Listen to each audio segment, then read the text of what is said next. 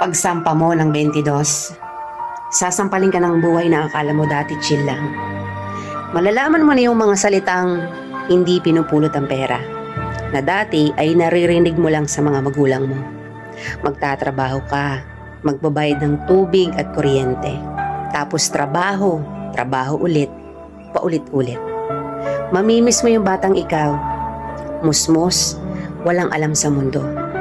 May mga gabing bibilangin mo ang oras ng tulog mo kasi akala mo makakatulong ito. Gigising ka para kumayod, umanap ng pera. Perang akala mo sapat na. Pero dahil salat ka, wala kang magagawa kung hindi tanggapin ang katotohanang ganito ang buhay. Katotohanang dahil malaki ka na, malaki na rin ang bigat na papasanin mo. Dahil ngayong 22 ka na o 23 o 25 ka, malalaman mong hindi ka na lang nabubuhay para sa sarili mong pangarap. Real talk yan.